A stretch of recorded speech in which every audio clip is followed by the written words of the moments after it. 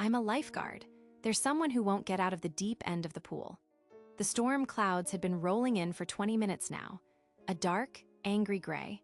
I was sitting in the usual lifeguard chair, just waiting for the first peal of thunder so I could blow the whistle and order everyone out of the pool. The pool was crowded. It had been a scorching 92°F earlier, although now with the impending storm it had cooled down. I scanned the people swimming, a few scattered seniors, a whole boatload of rambunctious kids. Not a lot of young or childless people. I wouldn't want to come here either. Lightning shot across the sky. I grabbed the whistle and blew. Everyone made their way to the stairs. Some of the kids were screaming, upset that swim time was over. A saggy old man hefted himself out of the pool. A cute mom in a bikini ran past to chase her running toddler. The thunder rumbled in. I felt the first few drops of rain hit my shoulders. I checked the time, almost 4:30. We had to keep everyone out of the pool for 30 minutes whenever we saw lightning. As the pool cleared out, though, I noticed there was one person who wasn't moving towards the exit. They were way at the deep end of the pool. Facing away from me, I think, I could only see their head above the water, just a dark oval bobbing up and down on the surface. I grabbed my whistle and blew it again, angrily, shrilly. The head didn't react, and then I felt bad. This person could be deaf or hearing impaired. I climbed down from my post and started walking towards the deep end of the pool. Everyone else was out of the pool now. Most of them had cleared the area, too, either going home or to the little snack bar we had at the far edge of the property. I stared at the head bobbing up and down, and a sick feeling took hold in my chest. Something felt off about it, but I couldn't put my finger on why. Another finger of lightning shot across the sky. "Excuse me," I called from about 10 yards away. "You have to get out of the pool, there's lightning." They didn't respond. I stepped forward, my heart starting to pound. Something is wrong here. Really, really wrong. If I were alone, I definitely would have run the other way. But there were still other lifeguards and tons of people back there. I stepped closer, and I could see them better. It was pretty dark from the storm, and the rain was now disturbing the surface of the pool, but it looked like a woman with long, dark hair just treading water in the deep end of the pool. Why would you just float there like that, in the same position, treading water? Even if she's deaf, didn't she notice everyone else in the deep end got out? Didn't she see the lightning? The rain picked up, starting to pelt down. The woman didn't seem to react.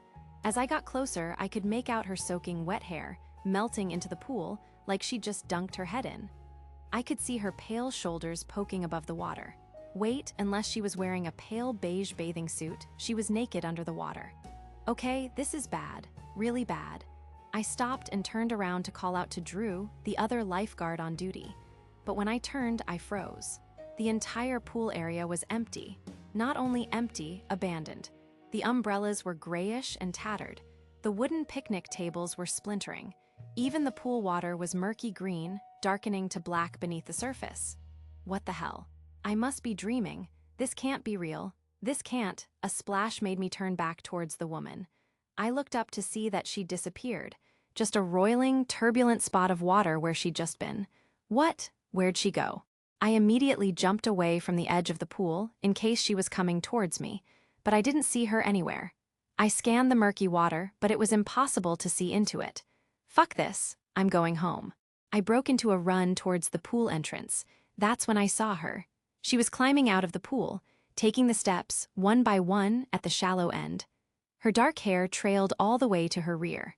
Her skin looked impossibly white in the dark shadows from the storm, almost like she was faintly glowing.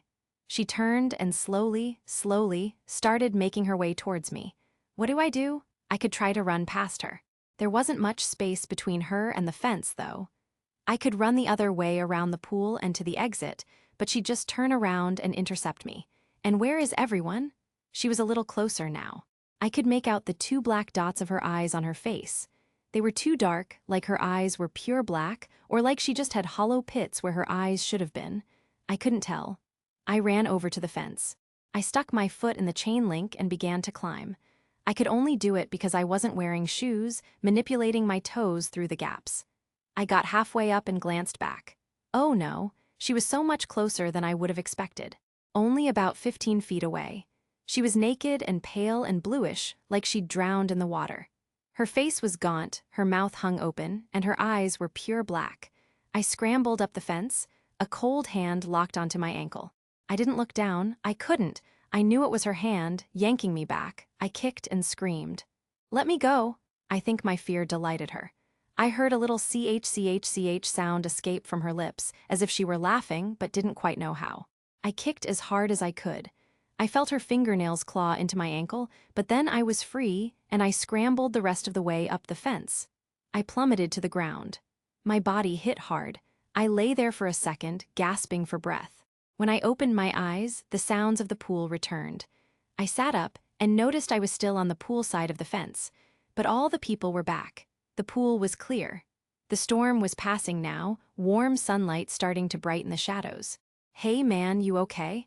I looked up to see Drew standing over me. What happened?" "I dunno, you don't remember, did you knock yourself out or something?" "What time is it?" I croaked. 5:23. It was about 4:30 when I blew the whistle. I lost an hour. "Did you see her?" I asked. "Who?" "That weird woman in the deep end of the pool. She wasn't coming out when I blew the whistle." "No, I don't think so." I went home rattled. But after dinner, I started to feel sick too, a slight fever. Nauseous.